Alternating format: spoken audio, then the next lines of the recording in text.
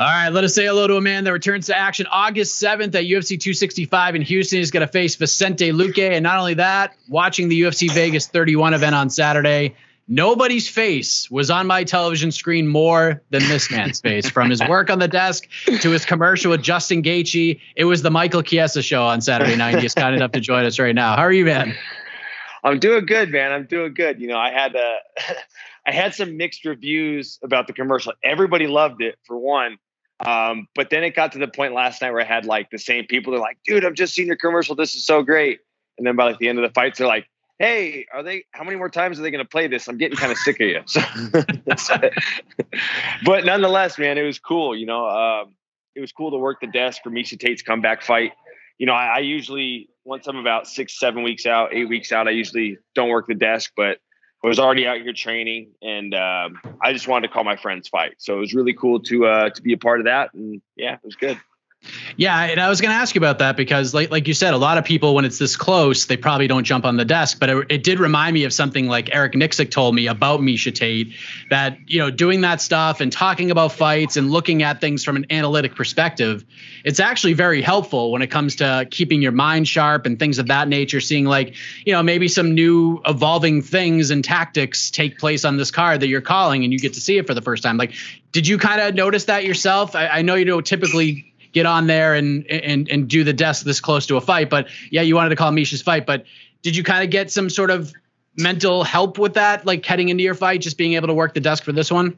I like working the desk for that reason all the time. I love being, you know, diving into guys' styles and like doing my studies and stuff. You know, but for this one, it was just like, I'm already out here training and it's Misha's fight and Rick Little, my coach, was out here. So it just made a lot of sense. You know what I mean? But if I was back home training and it was this close to the fight, you know, when you come do these desk shows, you know, you got to quarantine, you got to do tests and stuff. And it can kind of throw a wrench in your training. But, you know, I've been out here, I was able to establish all my training times and it just kind of worked out. And it was nice to just kind of take a break. You know, I put a lot of pressure on myself going into these training camps, you know, and it's just like going to work on the desk is just like a nice little break, you know, even though I'm still revolving what I'm doing around fighting. I'm not dwelling on the fact that I'm fighting Vicente Luque, you know, because you do need breaks away from dwelling on that opponent. Sometimes it's good for your mental health, I believe. How did you enjoy working with Michael Chandler on the desk? I enjoyed the post-fight stuff as well with Islam and Michael, and it seemed like you and Karen were, you know, kind of doing your thing and trying to get plant some seeds, if you will. What was that like working with Chandler like that? Oh, for one, I've always been a huge fan of Michael Chandler. I mean, back in the Bellator days, man, I remember when he fought Eddie Alvarez. The first Bellator pay-per-view was the Eddie Alvarez rematch, correct? I think I'm right on this one. Yeah, I think you are right. I'm testing your knowledge, Mike. But I remember I was out here in Vegas at John Wood's house when I watched the Mike Chandler Eddie Alvarez rematch on pay-per-view and stuff. So I've been a huge fan of him for a long time.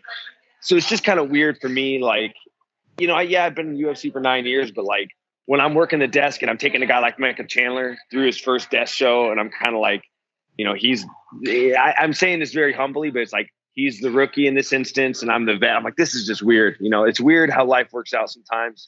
But I had such a blast working with Mike. He's a good guy and he's got a really good, I like his layers to his knowledge and the things that he says. I feel like when you talk about learning stuff, Mike, I feel like I learn a lot. You know, I learn a lot from like studying guys' fights, but I feel like I learn more from the people I'm working next to. Like one of my favorite people to work with, hands down, bar none, is Anthony Smith. I love working with Anthony Smith because when I listen to his analysis, I'm like, wow, I didn't think of it like that. Or there's certain perspectives that I don't see myself that I pick up from guys like Anthony Smith. And I feel like Michael Chandler, he's got a good future in this type of stuff. I like the layers to his knowledge. So I feel like that's where I gain the most amount of knowledge from these desk shows is whoever I'm working next to. Just seeing, kind of going back to Misha, I mean, she just looked so noticeably relaxed in there. Like it might have been the most relaxed I've ever seen her before a fight. Like when Bruce Buffer was announcing her, she looked right at home in there. Like there's certainly pressures heading into a fight, like you're about to get punched in the face, but still she was just like, this is where I belong. Did you notice that too? Like the different sort of just approach she had mentally right before she was about to start fighting Marion Renaud? It's the demeanor of the whole camp. I mean, I know, and not my place to get into the details. Not my place at all. So I'm not going to. But I know what it was like for her to be in training camp prior to this fight with Marion Renault. I know what it was like I know what type of, for lack of better words, I know what type of bullshit she had to go through. So when you take that out of her life and having her fire for competition reignited, I mean, I can hands down say Misha Tate's the mentally toughest person I've ever trained with, I've ever seen fight. I mean, we've seen her get her arm broken. We've seen her get her nose smashed. We've seen Julie Kedzie head kick her and have her come back and win. Like, she is so damn tough. And when you have to deal with the things she had to deal with, all that BS just starts to extinguish that flame and take away what makes Misha Tate so special. And for her to take this time off and find herself again and find her, the passion was never gone. It was just a desire for competition. So to see all that come back and just see how comfortable he was out there, see that type of performance. Nobody's ever finished Marion Renault in UFC, and she did it in emphatic fashion. So it was just great to see, and she's such a good person. She's a great ambassador for the sport, for males and females alike. I'm just very happy for her, man. She deserves a lot of great things. And this is something people don't know about Misha Tate. She doesn't have to fight. Like, that's a common misconception for people, is like, when a guy or girl retires and they come out of retirement and they're like, oh, they must be, they have to fight now. They're broke or this, that. It's like a negative type of thing. Like, Misha's very well off. She doesn't have to fight. She could be done. She headlined UFC 200. I mean, she's good, but she just wants to fight. She's a competitor. She wants to be here. She doesn't have to be here. So I think that's what makes this comeback a little more special. I would agree. So let's talk about you, my man. You get Vicente Luque in a little less than 3 weeks. Good fight for sure, an important fight. But from our past conversations, and I know you're aware of the dangers this man presents, I'm wondering if you were, I don't know if unhappy was the word, but were you understanding of the matchmaking, considering the landscape of this division right now? It's the fight that makes sense. I mean, to be completely honest with you, Mike, I know that there was all these kind of swirling talks about, maybe me and Kamaru and this and that. And look, I knew it was Vicente a long time ago. I just didn't say anything about it. It's just, when the champ starts saying your name, you kind of run with it for a while. So I've known it's going to be Vicente for a long time, and I'm not unhappy with the matchup at all. There's not. Is he tough? Yeah, absolutely. I mean, this guy.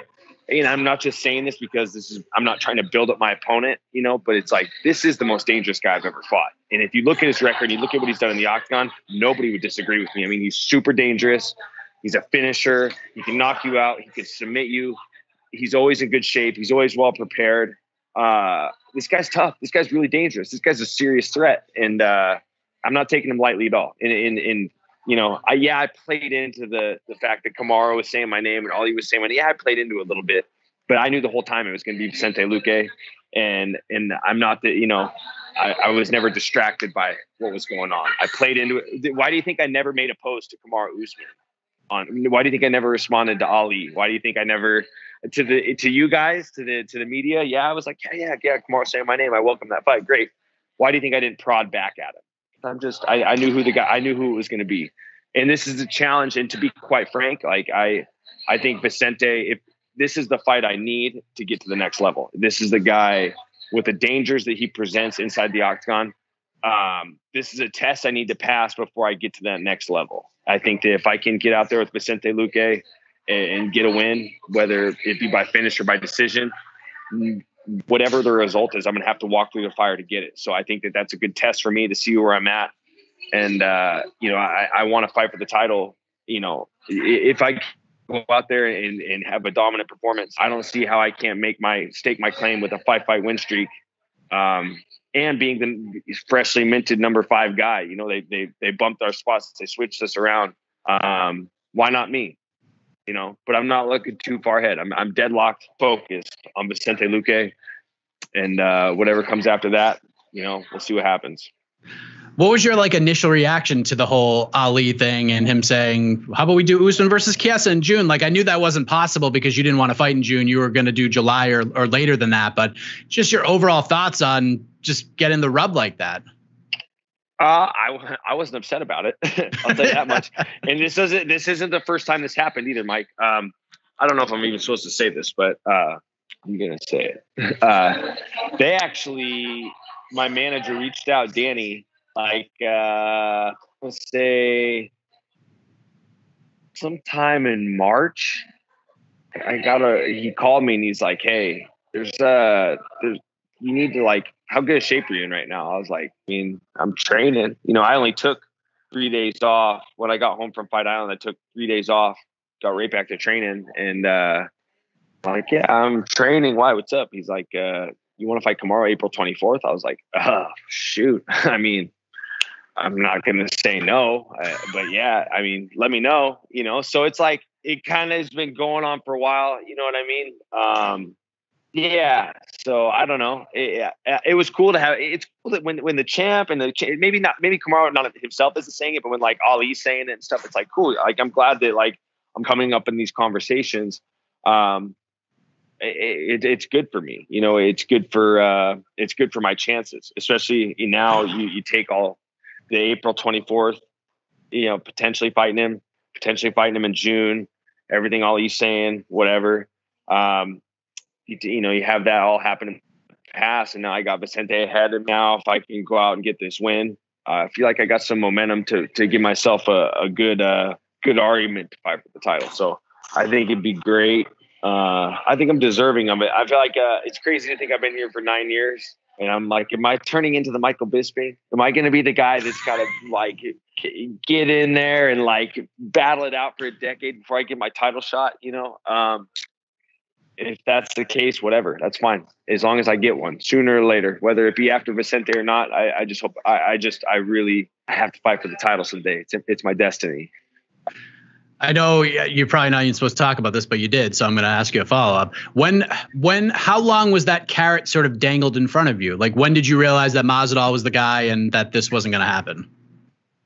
So when Danny called me, he's like, oh, it's like a 60-40, maybe not, and I think it was more or less. I mean, I know how this business works. I'd like to think I'm pretty savvy to this type of stuff and negotiations and how it works. I remember the date now. Is whenever I commentated for LFA in March, I was like in the airport and he called me and he was like, hey, what do you think about fighting Kamaru in April? I'm like, I'm in Spokane Airport. I was in Oklahoma. I was like, I just landed in Oklahoma. What am I supposed to do? Just go start running on the treadmill. It wasn't very long because I think that when Danny called me, I think it was like 7.5 weeks out or 7 weeks out. And then by the time they locked it in, I think it was like 6 weeks before the 24th. So there was definitely like a 4 to 7 day period where I was kind of just like waiting in the wings, just kind of like texting like, hey, like, do we know what's going on yet? Like, I'm kind of going nuts here. I need to know what I need to do right now. Like, I'm trying to get myself prepared for the biggest moment of my life, which is coming up on this short of notice. So, yeah, it was kind of hectic. No pun intended, given that I'm on Mike Heck's show. Nicely done. So, yeah, what a crazy turn of events that would have been. Jeez Louise. Yeah. We get Masvidal and, would have been the first fight in front of, like, back with fans and stuff, and you would have been making that walk that would have been sick. What a crazy moment that would have been. That would have been that would have been amazing. But in addition to your fight on August 7th, Juliana Pena is getting a title shot. How about that? And you came on the show and you said after Pena's last win, she should fight for the belt. That's exactly what's happening. So I'm sure that you're pumped for her, but now you get to kind of set the table for her as well, which is pretty cool, right? Yeah, dude. It's Julie and I have been fighting side by side for years. She started training. She walked in the gym a week after me. These AirPods they hate my freaking cauliflower ear. They need to make like something that fits in better. I'm like sticking it in my ears. Sorry. But, we've been fighting side by side for years and we've had the same aspirations for a long time. And you can see that through our career. Like we both win the Ultimate Fighter. We both had these conversations about, wanting to be the best of the best in our respective divisions. And I know the tremendous amount of adversity she's been through in her life in and out of competition. And I'm just so happy she's getting her opportunity. I feel like how hardened she has been to she's had some tough losses. She's had some tough injuries. I feel like all the adversity that she's faced in her life in and out of the octagon has hardened her for this moment. She's tempered for this moment. Like, how do you temper steel? You gotta keep throwing it in the flames, and you gotta beat it. You throw it in the flames, you beat it in the flames, and you keep going through this process, and until it just becomes bulletproof. And I think that she's everything is timed perfect going into this moment for her. I think that she's gonna have a great performance, and I think she's gonna win. I believe she's gonna win. I can't divulge too much. I know how the training has been going, and I think she's going to shock the world, man. I think you guys are in for a real treat on August 7th, and I got to lead her off right. I got to go out and get a win. I got to lead her off into that co-main event riding high. So, I find weird places and things to like put myself under more pressure. I don't know why. But I'm like, I have to win for Julie. Like, and now I don't have to just win for myself. I got to go win for Julie. I got to set the tone right. You know what I mean? I'm kind of like putting pressure on myself. Like, I got to lead her off strong before she makes that walk. I got to go out and I got to be able to come back in that locker room pumped up on a win to send her off, for her to go get the job done. And I believe she's going to do it, man. I'm really excited for her, and she's very rewarding of it. I mean, look who she's facing in the octagon. I mean, she's faced everybody, the laundry list of contenders. She's faced the best of the best time and time again. And I think she's going to really shock the world. It's funny, I remember I had a conversation with Calvin Kattar last year, and, Calvin's not a big trash talker, but he seeks out those chips on his shoulder, like wherever he can find it. If he can find something like a little piece that he could put on his shoulder to like give him that extra pressure, he finds it wherever he can find it, whether it's something his opponent said, or, maybe like a former opponent said something nice about the guy. Like, he finds it whenever he can. Are you the same way? Do you try to find that every time you fight? Yeah. And so, I'm the same way. And people are like, you need to not put so much pressure on yourself. I'm like, no, I do. I need to put the pressure on myself, because that's where I feel like I perform best. So I definitely, like, if I see an interview where someone's talking to my opponent, or if I see an interview where someone's talking me down, or just anything, it's like, I find places to put pressure on myself. But the one thing I won't do, Mike, is I'm not the type of guy where I'm not spiteful and I'm not out to prove anybody wrong. That's not it. That's one thing I don't do. I'm not out to prove any naysayers wrong. I could give two shits. I'm just out to prove my people right. You know what I mean? At the end of the day, when your time in the light and when your time under the sun comes to an end, all you're going to have left is your memories, your friends, your family, and your teammates. The fans that, you'll have diehard fans that'll stick by your side till the end, and maybe through the end. But I'm not out to prove anybody wrong. I'm just here to prove people right. I'm here to prove my people right, and give them a reason to have some affirmations for their beliefs in me. So I'm not out to prove anyone wrong. I'm just here to prove people right. What was your reaction to the co-main event of UFC 264? Because you had Wonder Boy facing Gilbert Burns. It's a big fight for this division. And, you were kind of the guy that a lot of people thought of in terms of like what happens, the aftermath of it all, because Wonder Boy winning puts him in a great position to fight for the belt. Gilbert Burns winning, kind of keeps him in the same spot as long as Usman is still the champion. So overall, like, I know you don't typically cheer for people to win or lose. That's not your style, but for your career, was it a good thing that Gilbert beat Wonder Boy? Does it make your path to the title easier? In fact, does it make your path to a Gilbert Burns fight easier? Because I know that's a guy that you have a lot of respect for, and you feel, and you told me this before, when it's all said and done, he could be your biggest rival in the sport. He could be my biggest rival, but I don't mean that in like a bad way. Right. I just think like he's just that's a great fight. Gilbert and I, we see each other in passing, we're always super nice to each other. But him and I both know what we bring to the table, and I think the fans and the media like that's a good fight. But for me, like I said, I'm just so laser focused on Vicente. It doesn't make a difference to me. We'll see what happens with Gilbert. I think that they put him and Leon together at this point right now. I don't think that we all know what Dana favors. He favors activity. And if Leon votes to sit out and try to wait for a title shot, and Gilbert says, screw it, keep me back in there, and fights whoever, you know what I mean? I know Gilbert wants to fight before the end of the year. I think Gilbert could fight, he could fight another one or two guys below him beat him and get another title shot before Leon. Oh, look who's that. We got a little Cody. It's Stamen? We got Stamen. You know, if Leon wants to sit and wait, I don't think it's going to favor him. I think that he's going to have to fight somebody, and there's really not a ton of options for him. So, you know, that was one of those fights where I like both guys so much. I mean, who doesn't like Wonder Boy?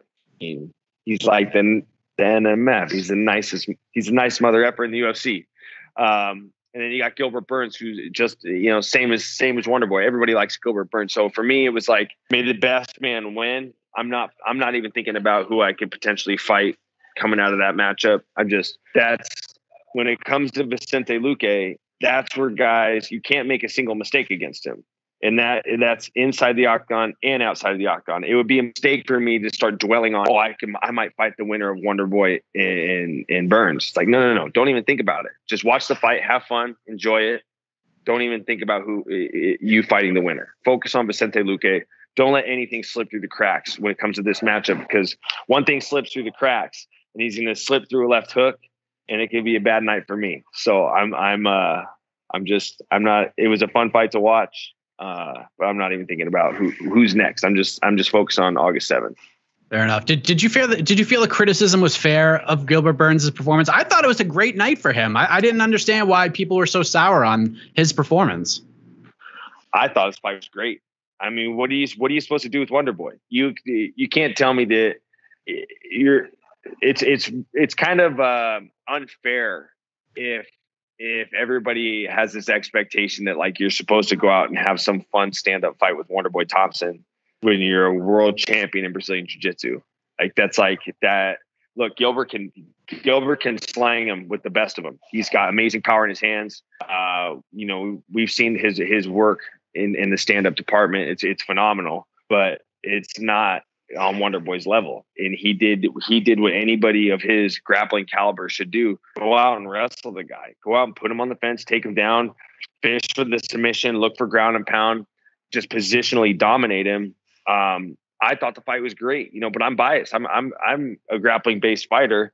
So when I'm watching Gilbert fight Wonder Boy, I'm like, this is great. You know, this is how you fight the guy. So, I mean, everybody loves a good, exciting fight.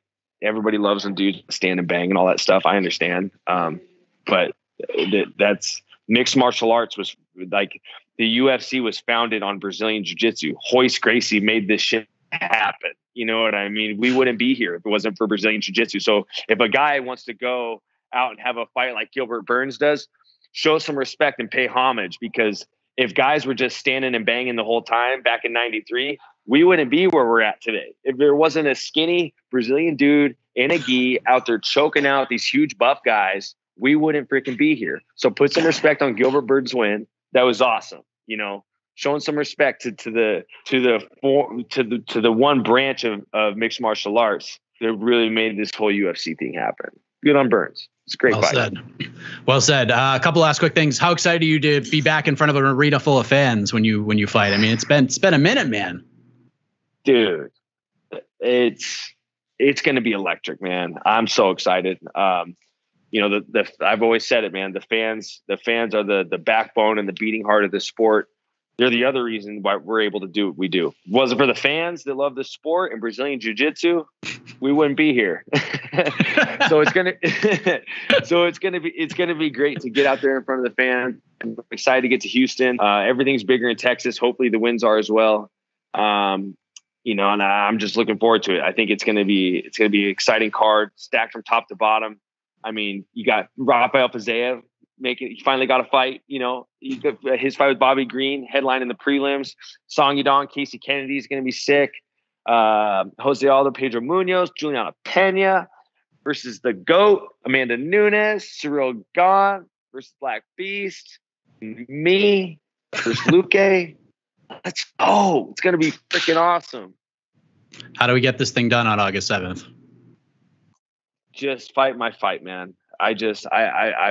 I'm coming into my own. I know where my limitations are, and I know where I excel, and I've addressed both. I've made a lot of adjustments from my last fight to now. I've been doing my camp in Las Vegas, still having Rick Little come out, and you know, he's bouncing back and forth between here and Chicago. making sure me and Julie are prepared and ready for our fight. I have great training partners out here, great coaching out here. And I feel like I'm able to blend the best of both worlds and put them together, So I'm going to be a very, very, very dangerous man on August 7th. And you guys just have to tune in and see live on pay-per-view, UFC 265.